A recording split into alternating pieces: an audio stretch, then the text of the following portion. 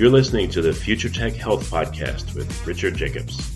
Until I reached age 40, I never realized the obvious, that we all have medical issues, or we at least have a family member or close relation that has, or will have them in the future.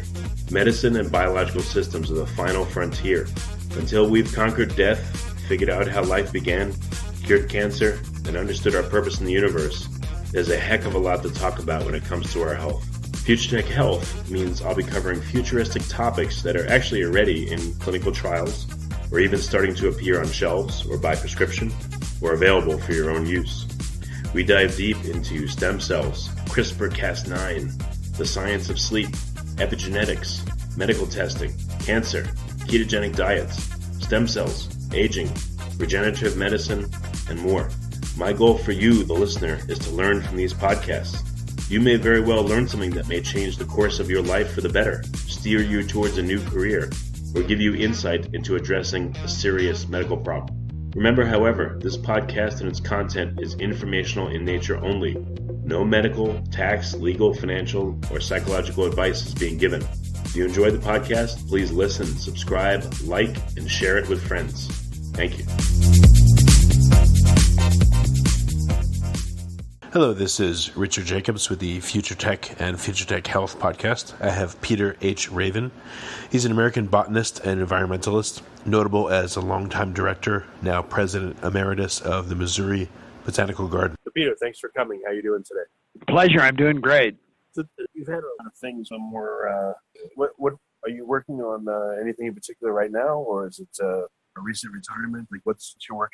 Well, I just finished an autobiography, but I'm very busy with promoting a number of other scientific projects and as a board member of the National Geographic Society. So what are some of the projects you're working on right now? Checklist of the plants of India is the most important one scientifically, and then I'm helping in many ways in conservation projects with other people whenever they contact me. What about conservation projects in particular? Well, for decades, I've been particularly interested in the tropical rainforest, which is going so rapidly, 25% in the last less than 30 years, and which houses far more species than anywhere else on Earth. So I have worked pretty tirelessly giving speeches about that and trying to affect the politics so that people would pay a lot more attention to it because of the consequences to all of us. So when I spoke to someone else about the tropical rainforest a while back, and they said there's a critical side in which you can still have animal habitats. Are you familiar with that? Is there a critical, non-broken area of forest that would be species and maintained? Well, there are two different ways of going at it. I mean, in a sense, an even more critical matter is how much of it do we need to keep the world's climate stable and sustainable. And with the speed at which it's going, many people predict that it will essentially all be gone by the end of the century. If we need to preserve the trees and the interactions between them, the storage of carbon in them to prevent global warming, and all the species in them, the vast majority of which nobody's ever seen or named. So we have about the last chance at that in the next, let's say, 2 generations. I've been very struck by the fact that when my youngest granddaughter reaches my age, it'll be 2102. Lord only knows what will happen between now and then. Yeah. What does the deforestation look like right now? Is it contiguous or the patchwork that it's creating? What is? Well, it's rising, but it's sporadic. It goes up and down in different places. Joe Bolsonaro, the president of Brazil, is releasing all the environmental guidelines that have been protecting the Amazon forest, of which Brazil has a very big chunk, and that's causing a speed up there after a slowdown. Indonesia, on the other hand, seems to be slowing things down. The African rainforest seems to be under very heavy attack and just continuously going. And as I said, over a quarter of it, about 1% of it has gone every year over the last 25 years, and so there's nothing really slowing it down. Everybody thinks they have an economic interest in it, and of course, if you have a lot of it in your country, you do, but unfortunately, it's only a one-time economic interest, and the repercussions of cutting it apply to every one of us. Has there been any attempts to grow it back? Is that even feasible? And if so, how long would it take? Sometimes it can be generated or restored, and restoration as a method for dealing with destroyed natural communities is growing and becoming more sophisticated year to year, but how fast we can do it, what the will be, what people want to do about it is very uncertain. One of the major problems in all of this is that the really rich nations of the earth aren't that deeply concerned about what happens to the very poor ones in places like Africa. And many of those countries have nothing left to spend on reforestation or anything else. Unless we recognize that this is definitely a collective problem, we haven't got much chance of helping with it. Are there large enough areas set aside that can be studied to see, how to reforest it faster than otherwise or more successfully? Has any country created an area that's truly set off like that? Well, one of the major problems is that the population is growing so rapidly and consumption is growing so rapidly. If as that happens, people are unlikely to be able to hold those preserved areas very successfully. We would have to cooperate in some kind of general way to do that or find mechanisms. And we don't care much about it as judged by our actions in the past. And we, like many people individually, collectively, and nationally, are more concerned with our own immediate benefit by selling stuff off than in protecting things. So as the situation becomes more unstable, we have 7.7 billion people now. We're adding another 2.3 billion in the next 30 years. 800 million of the 7.7 go to bed hungry every night. 8 people control as much wealth as the 3.6 billion poorest people of us worldwide. 6 of those are in the U.S. And so the equilibrium doesn't look very good for future preservation unless we suddenly get religion and begin to care about one another a lot more than we do now. So what are some of the strategies by which we can make an impact? I don't know. One of the most important things. Yeah, well, one of the most important things that we could do is empower women throughout the world. There are about 1 billion women and children who are given no real power in their societies at all. And even in the U.S., women are not sufficiently empowered to be able to provide equal input as men do. In other places, they're simply ignored. And of course, everybody's brain to begin with is equal to everybody else's brain. And when you see a gang of kids carrying firewood in Africa, you have no way of knowing whether one of them has the talent of Beethoven or Shakespeare. They can never express it. The United Negro College Fund used to have a motto, "A mind is a terrible thing to waste," and yet pretty clearly we're wasting about a billion minds of women and children around the world at a time when we're facing environmental challenges bigger than we've ever faced before. That is not only socially unjust and immoral, therefore it's just plain stupid. So what would be some of the strategies or tactics to help preserve the rainforest? To preserve the rainforest, if women are empowered, if we get to know enough about foreign countries by going to see them and by sending our children to see them, that we really care, and if we're willing to rebalance the global economy to a certain extent, then we might get there. But to me, the fundamental question is, do we really care about anybody else enough to do it? And there's not much evidence that we do. There's not much evidence that we care very much about the homeless or the very poor people in our own communities. And when it comes to Africa, the record is very bleak. We just have never done much except exploit them for things that we could get from them. Africa, below the Sahara Desert, Africa has about 1 billion people now. In 30 years, it's projected to have about 2.2 billion people. And by the end of the century, 4.4 billion, and at that point be about 40% of the entire population of the globe. The soil in sub-Saharan Africa is pretty well used up, so that all the forests, the soils, the agricultural systems in Africa are in very bad danger of being simply used up unless we care enough to do something about it. Do these countries, even want the help or welcome it? On an respectful basis, no country welcomes anything without kind of mutual respect and without ample discussion about what they consider important and what we could agree on doing. But having said that, of course they would if we really were sincere about helping them. Unfortunately, what we generally want to do is just get commodities from tropical forests, and that very often does not increase the welfare of the people there or their stability or their ability to deal with conservation issues in any particular way.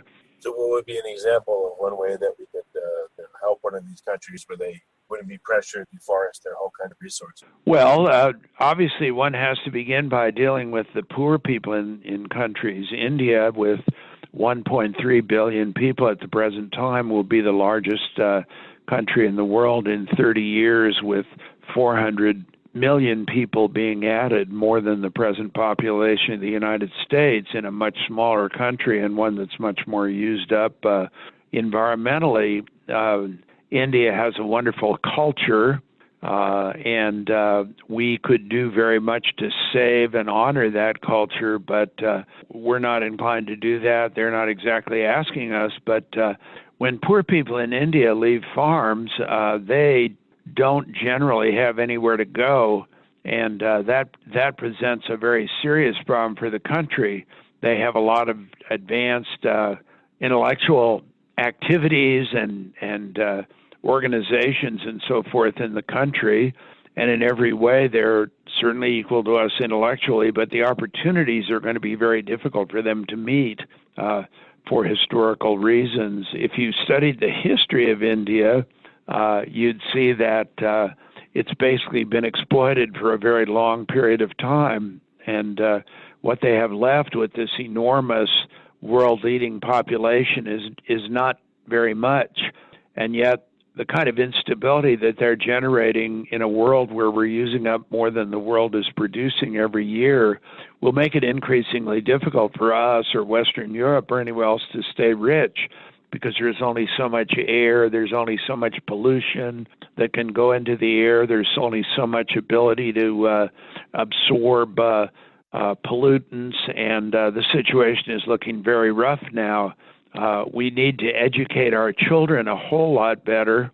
We need ourselves to get a grip on trying to understand some of these environmental problems and the rest. The serious challenge is that a lot of people who know basically nothing about the problems are just singing happy tunes about how somebody's prediction in the past went wrong, or something really didn't come to pass, and therefore everything that everybody says now is wrong, which of course makes no logical sense at all, even though it does give people who fall for it an excuse for not paying any attention and trying to make the situation better now. Do you think the solution is going to come from empowering these countries to help themselves, or is it's going to be educating us to not exploit these countries, let them do what they do? Well, we want to empower them to help themselves, and we want to do that by, various things, increasing credit to poor people, being willing to send them agricultural surpluses, but basically get into respectful relationships with all the countries that occupy the world with us. People really succeed only if they're empowered to do things on their own, and the same obviously is true of countries all around the world. The United States has always been a bit slow in really doing that, but colonial powers have never really wanted to do that or done that very effectively in the past. We can strengthen their universities, we can build roads in them, we can in various ways strengthen their infrastructure and let them get more benefit out of their own productivity. I'm afraid that China, in stretching its reach all over the world, is putting more emphasis on the extractive side than on the helping side, and that's a very natural tendency for something that people will try to do, but it's something that really in the long run, in fact, even in the short run, doesn't work. Oh, I said, do you think these countries will perceive a handout or help as help, or do you think they perceive it as something different and not genuine if it was even offered? It all depends on how we do it. If we do it in a respectful and reasonable way after consultation with them, anybody obviously would be glad to get help. Of the 20 poorest countries in the world, most of them are sinking into what we've called an environmental poverty trap, where their natural resources are used up, where the income per person has been falling, and where the future looks very grim. The only one that isn't is Haiti. Only one of the 20 poorest countries in the world that isn't continuing to sink is Haiti, and that's basically because of international assistance. So it can work. Well, as an example with Haiti International, what is the country itself to itself, or is this the same level? The more we get in there and try to give them opportunities, the better they do. For example, an organization here in St. Louis is called Food and Meds for Kids, is manufacturing dietary supplements in peanut butter, which contains various medicines that people need. Now, if you feed those to starving children, they will recover. If you don't feed it to them, they'll very likely die. And in producing that, the organization has built a factory for doing it in Haiti, so employing lots of people. It's encouraged the cultivation of peanuts in Haiti, so setting up viable agriculture systems and so forth. The problem is, there, as in many other places, poverty breeds instability. Great differences between rich and poor breed instability, too. So we've got to take this on from a social point of view as well as from a purely financial point of view. It's simply not handing people checks and then everything's all right. It's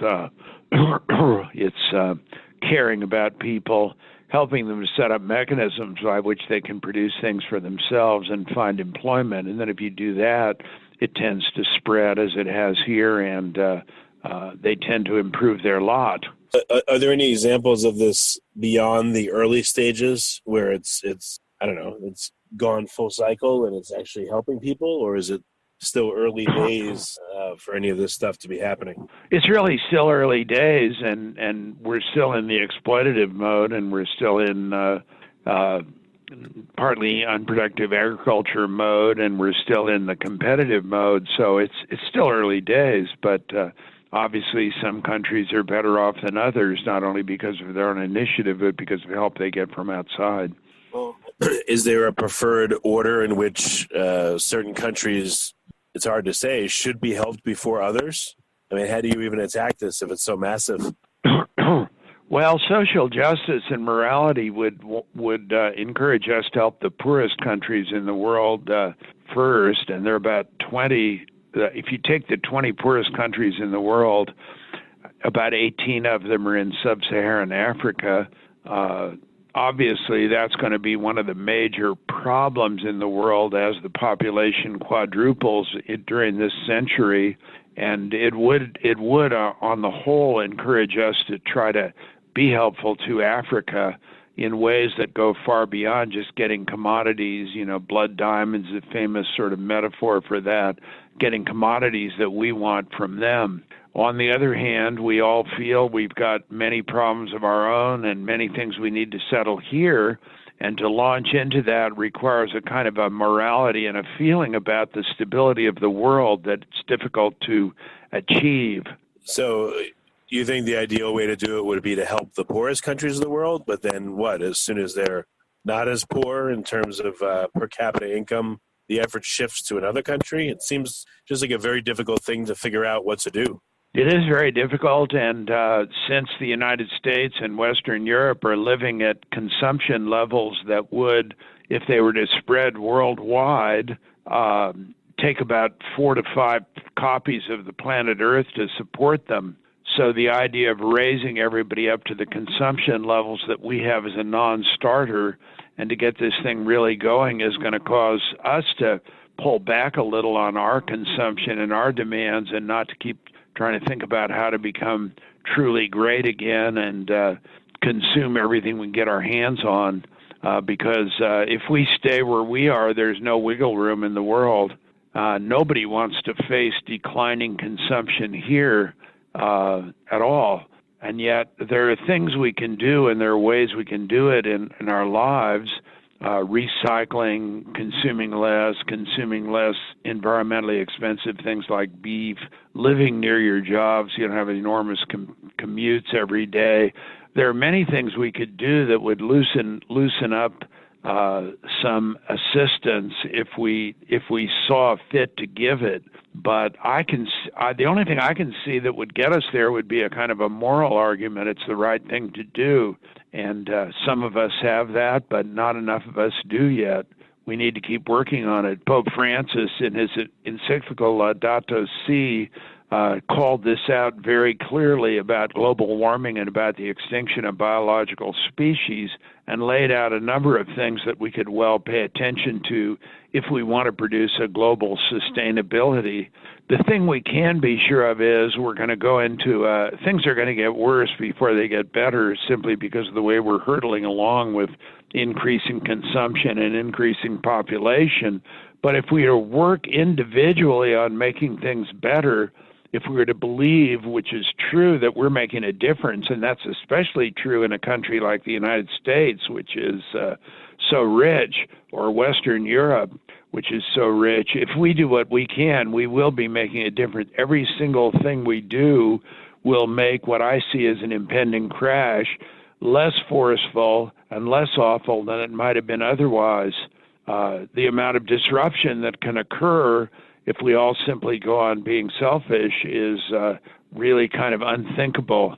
So I guess we're close to being out of time. What are some resources for people where they can even begin to open up their minds and think about what needs to be done to help other people in need? What do you recommend? Many church groups, for example, both evangelical Christians and Catholics are very worried about global warming. They're worried about it primarily because it affects the poor so disproportionately. That's an important resource. People do change their minds, and people do get more conscious of the fact that we're all living on a single planet. Many environmental groups are looking at things like the way global warming unequally affects the poor in our cities, and the way that environmental problems unequally affect them. Anybody in any community would probably have resources that would lead them to be able to improve the condition in those parts of the cities and in those ways.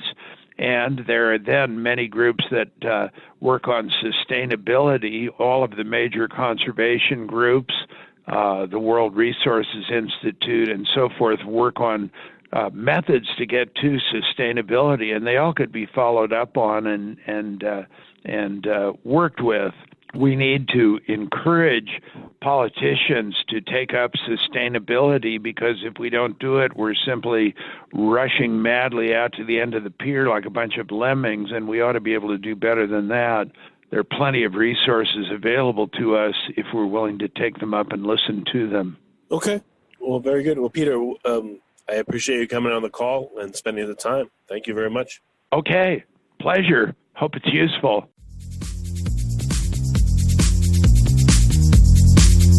You're listening to the Future Tech Health Podcast with Richard Jacobs. Until I reached age 40, I never realized the obvious, that we all have medical issues, or we at least have a family member or close relation that has, or will have them in the future. Medicine and biological systems are the final frontier. Until we've conquered death, figured out how life began, cured cancer, and understood our purpose in the universe, there's a heck of a lot to talk about when it comes to our health. Future Tech Health means I'll be covering futuristic topics that are actually already in clinical trials, or even starting to appear on shelves or by prescription, or available for your own use. We dive deep into stem cells, CRISPR-Cas9, the science of sleep, epigenetics, medical testing, cancer, ketogenic diets, stem cells, aging, regenerative medicine, and more. My goal for you, the listener, is to learn from these podcasts. You may very well learn something that may change the course of your life for the better, steer you towards a new career, or give you insight into addressing a serious medical problem. Remember, however, this podcast and its content is informational in nature only. No medical, tax, legal, financial, or psychological advice is being given. If you enjoy the podcast, please listen, subscribe, like, and share it with friends. Thank you.